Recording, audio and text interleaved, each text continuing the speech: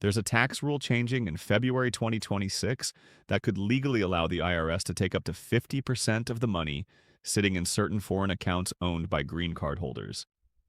And most people affected have no idea it's coming. Not because it's brand new, not because it was hidden in secret legislation, but because enforcement is about to become aggressive in a way we haven't seen before.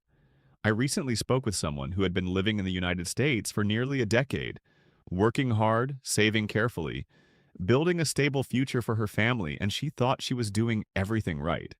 Then she learned that a savings account she barely touched back in her home country could trigger penalties larger than the interest she had earned in years. She wasn't hiding money.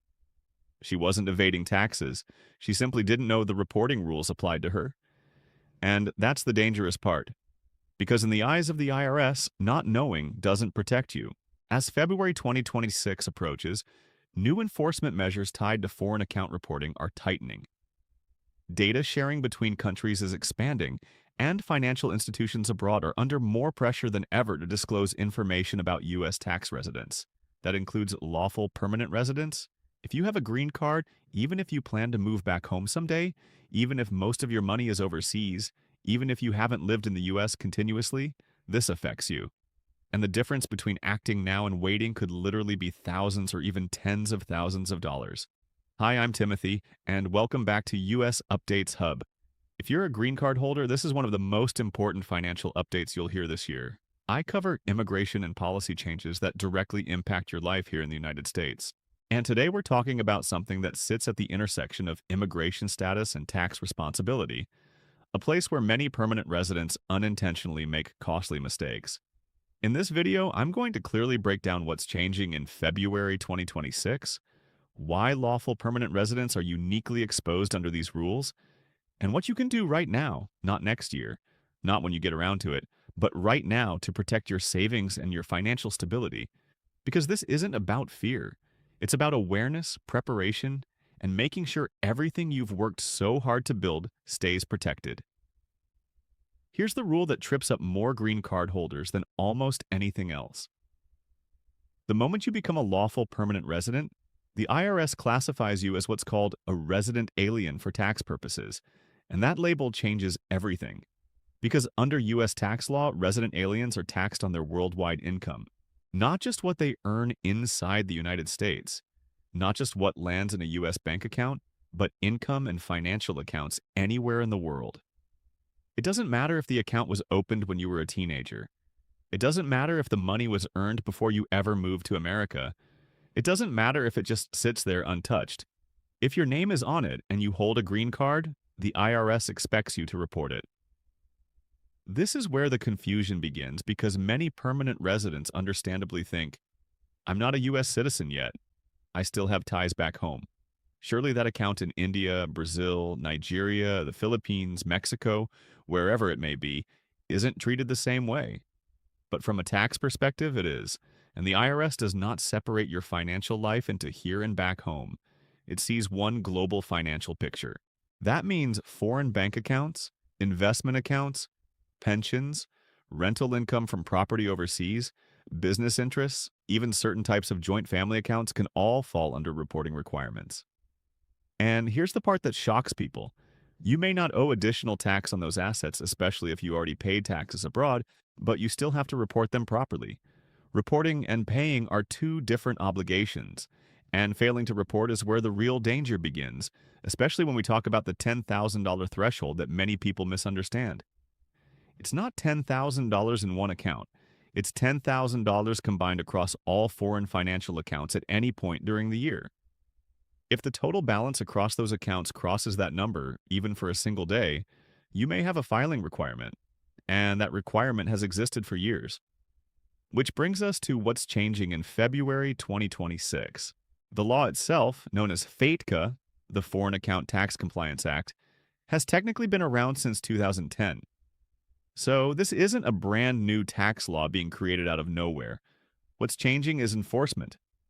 Over the past several years, the U.S. Treasury Department has been expanding international data sharing agreements, strengthening compliance standards for foreign financial institutions, and building more sophisticated systems to match overseas account data with U.S. tax returns. And beginning in February 2026, enhanced reporting standards will require foreign banks and investment institutions to provide more detailed information about account holders who are considered U.S. tax residents. That includes green card holders. Why does this matter so much right now? Because foreign banks that fail to comply can face severe penalties themselves, including restrictions that limit their access to the U.S. financial system. In other words, they are highly motivated to report accurately and completely for years. Enforcement was uneven. Some institutions reported inconsistently. Some data slipped through gaps. Some green card holders assumed if the bank hasn't contacted me, it must not apply. But that assumption becomes much riskier under the 2026 framework. Automated cross-border reporting, improved digital matching systems, and expanded international cooperation mean that discrepancies are more likely to be flagged. If your U.S. tax return shows no foreign accounts, but foreign institutions report accounts tied to your identifying information, that mismatch can trigger scrutiny. And once scrutiny begins, the conversation is no longer casual. The shift in 2026 isn't about targeting immigrants. It's about tightening global compliance systems. But green card holders are uniquely exposed because many maintain legitimate financial ties abroad. Family accounts, inherited assets, retirement plans from prior employment, property investments. None of those are illegal. None of those are wrong. But if they're not properly reported, they can become expensive problems. And the penalties attached to these reporting failures are what truly make this urgent. Now, let's talk about the part that makes people sit up straight, the penalties. Because once you understand the numbers, this stops feeling theoretical and starts feeling very real. If your combined foreign financial accounts exceed $10,000 at any point during the year, you are generally required to file what's called an FBAR, a foreign bank account report. This form is separate from your regular tax return. It doesn't mean you owe tax. It simply reports the existence and maximum balance of those accounts. But failing to file it can be extremely expensive. If the IRS determines your failure was non-willful, meaning you didn't intentionally try to hide anything, the penalty can be up to $10,000 per violation per year. Now pause and think about that. If you forgot to file for 3 years, that could potentially mean $30,000 in penalties. And that's in a non-willful situation. If the IRS believes the failure was willful, that you knowingly chose not to report, the penalty can jump to the greater of $100,000 or 50% of the account balance per violation. 50%. Imagine you have $80,000 sitting in a savings account overseas. Maybe funds your parents helped you save long before you moved here. Under a willful penalty assessment, you could legally lose $40,000 of that gone. And this is not hypothetical language buried in law textbooks. These are penalties that have been assessed in real cases. What's changing in February 2026 is not the existence of these penalties. It's the increased likelihood that unreported accounts are discovered through enhanced international reporting systems. The safety net of maybe they won't see it is shrinking rapidly. And this is why awareness right now is so important. If this information is already helping you understand risks you didn't know existed, take a quick second to like this video and subscribe. I focus specifically on updates that affect green card holders and immigrants, and staying informed is one of the best ways to protect yourself before small issues turn into big ones. Now, let's keep going because bank accounts are only part of the picture. One of the biggest misconceptions I see is people thinking, well, I don't have a foreign bank account with a lot of cash, so I'm fine. But reporting requirements extend far beyond checking and savings accounts. Foreign investment accounts count. Mutual funds held overseas can count. Certain foreign retirement or pension accounts count, even if you can't access the money yet. If you inherited property back home and you rent it out, that rental income must be reported on your U.S. tax return. If you own a percentage of family property, even if you're not actively managing it, that ownership interest can create reporting obligations. If you're listed as a co-owner on a parent's account simply for convenience, that can still trigger an FBAR filing requirement. And in addition to the FBAR, some individuals must also file Form 8938 under FATCA rules if their foreign assets exceed certain thresholds which are higher than the FBAR threshold, but still easily crossed by someone with property or retirement savings abroad. The key thing to understand is this reporting does not automatically mean you owe more tax. Many green card holders qualify for foreign tax credits if they already paid taxes overseas. Many will not owe additional U.S. tax at all, but the obligation to disclose remains. The IRS wants transparency first, calculation second, and with enhanced enforcement coming in 2026, the system is becoming far better at identifying when that transparency is missing. So, if you've ever assumed that an inherited apartment, a dormant pension, or a small joint account doesn't really count, this is the moment to pause and reassess because under U.S. tax law, it very likely does. One of the most financially dangerous situations I see involves green card holders who believe they left the system simply because they left the United States. Maybe you lived here for 6 or 7 years, then moved back to your home country to care for family, manage a business, or simply because life changed.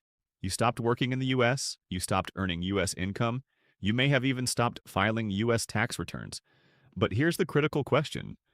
Did you formally abandon your green card? Because if you didn't, if you never filed Form I-47 to officially surrender your lawful permanent resident status, then in the eyes of the IRS, you may still be considered a U.S. tax resident. That means the obligation to file annual U.S. tax returns and report worldwide income may never have stopped. I've seen cases where individuals lived outside the United States for nearly a decade, assuming everything was behind them, only to later discover that years of non-filing created exposure to back taxes, interest, and reporting penalties. And with expanded international data sharing agreements feeding more consistent information to U.S. authorities, these situations are becoming harder to ignore. Imagine receiving a notice years after you thought you had moved on, asking for records of foreign accounts, income statements, and prior filings you never realized were required. The financial and emotional stress can be overwhelming. The key point here is simple but powerful. Immigration status and tax status are connected. As long as your green card remains active, your global financial life remains visible to U.S. tax law. And February 2026's enhanced enforcement measures increase the probability that long-standing gaps will surface. But there is still an important distinction, and this is where some relief comes in. The IRS treats voluntary compliance very differently from enforced discovery. If you act before they contact you, you often have far more options available. Now, let's shift to another area that catches many green card holders completely off guard. Large foreign gifts and international transfers. Suppose your parents overseas want to help you buy a home in the United States. They send you $150,000 as a gift. You deposit it into your U.S. account. You assume it's fine because gifts are not taxable income in the U.S., and you're correct. Generally, you don't pay tax on gifts you receive. But what many people don't realize is that if you receive more than $100,000 from a foreign individual in a single year, you are required to report that gift on Form 3520, not pay tax. Report it. If you fail to file that form, the penalty can be 5% of the gift amount per month, up to a maximum of 25%. On a $150,000 gift, that could mean a $37,500 penalty simply for failing to submit an informational form. And with February 2026 bringing enhanced monitoring of cross-border transfers and stronger reporting requirements for financial institutions handling international wires, large transfers are more likely to generate data trails that align with IRS systems. This does not mean sending or receiving money internationally is illegal. You are absolutely allowed to move your own funds or receive support from family, but reporting obligations must match the transactions. The same applies if you maintain joint accounts overseas, if family members deposit money into accounts that include your name, or if you regularly transfer savings between countries. Every movement creates a record, and beginning in 2026, the systems reviewing those records become more efficient at identifying inconsistencies between what's reported by financial institutions and what appears on your tax filings. If you know other green card holders, friends, family members, coworkers who still maintain accounts or assets overseas, share this information with them. Many people are completely unaware of these reporting requirements, and a simple conversation today could prevent a serious financial problem later. Now let's clear up one more major area of confusion that often creates unnecessary fear. The idea of double taxation and what protections actually exist. One of the biggest reasons green card holders delay dealing with foreign account reporting is because of a very understandable fear. If I report everything, won't I get taxed twice? It feels unfair. You earned income in your home country. You paid taxes there. Why should you have to pay again in the United States? The good news is, in many cases, you don't. The U.S. tax system includes something called the foreign tax credit. If you paid income taxes to another country on the same income, you can often claim a credit that reduces or even eliminates your U.S. tax liability on that income. There are also tax treaties between the United States and many countries that help prevent double taxation in specific situations. But here's the crucial distinction.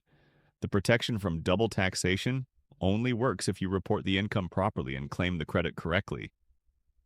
The IRS cannot apply a credit to income it doesn't know exists. So, choosing not to report foreign income because you already paid taxes elsewhere doesn't protect you. It removes the very mechanism designed to protect you. Reporting is the foundation. Calculation comes after. In many cases, once the numbers are properly documented, green card holders discover they owe little or no additional U.S. tax at all. The risk isn't always in the tax itself. The risk is in the failure to disclose. So, what should you actually do right now before February 2026 tightens enforcement even further? Start with clarity. Sit down and create a complete inventory of every financial asset you hold outside the United States. Every bank account, every investment account, any pension or retirement plan from prior employment, any rental property, any inherited ownership interest, any account where your name appears as an owner or co-owner, even if it primarily belongs to a parent or relative. Do not filter it. Do not assume something is too small to matter. The $10,000 FBAR threshold is an aggregate number. It adds accounts together. Once you have that list, review your past tax filings. Have FBARs been submitted each year they were required? If your foreign assets exceeded FATCA thresholds, was Form 8938 included with your tax return? If you received a foreign gift over $100,000, was Form 3820 filed? If you're unsure what was filed, request transcripts or consult a qualified international tax professional who can review your prior returns carefully. This is not the moment for guesswork. If you discover gaps, and many people do not panic. What matters most is timing. Acting voluntarily before the IRS contacts you keeps far more resolution options open. Waiting reduces those options significantly. February 2026 does not mean automatic punishment. It means enhanced visibility. And visibility makes proactive correction far more powerful than reactive defense. The goal here is not fear, it's control. The earlier you organize, document, and if necessary, correct past filings, the stronger your position becomes. If you've been listening to all of this and thinking, I didn't know, I honestly didn't realize these forms applied to me, then this next part is especially important. The IRS understands that not every reporting failure is intentional. There is a major difference between someone deliberately hiding assets and someone who simply didn't understand the rules that come with being a U.S. tax resident.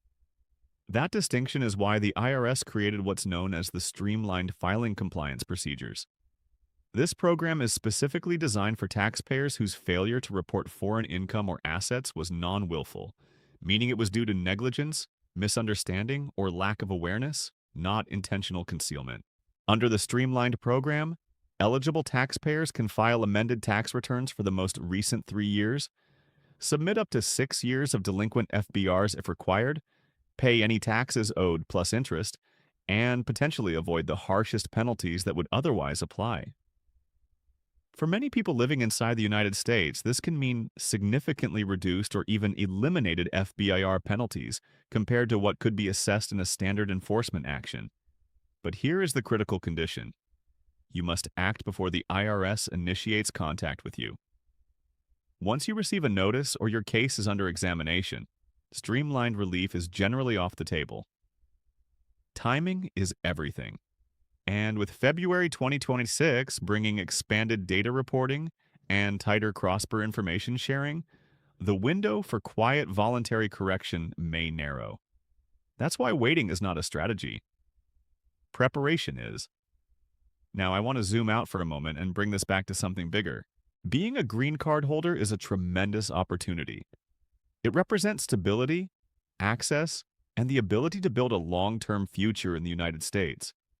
But with that opportunity comes responsibility, and tax compliance is one of the most serious responsibilities attached to permanent resident status. The system does not operate on assumptions about what you intended. It operates on documentation. And the reality is that many permanent residents maintain deep, legitimate financial ties to their home countries. That's normal. That's human. Families remain connected. Property is inherited. Savings are maintained across borders. None of that is wrong. The problem only begins when those connections are invisible on your U.S. filings.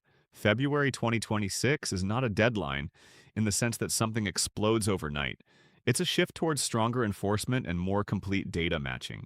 And in that environment, the safest position is transparency, organization, and proactive correction where necessary. The goal is not to become a tax expert. The goal is to ensure that everything you've worked hard to build, your savings, your home, your future plans, is protected from preventable penalties. Awareness gives you leverage. Action gives you protection.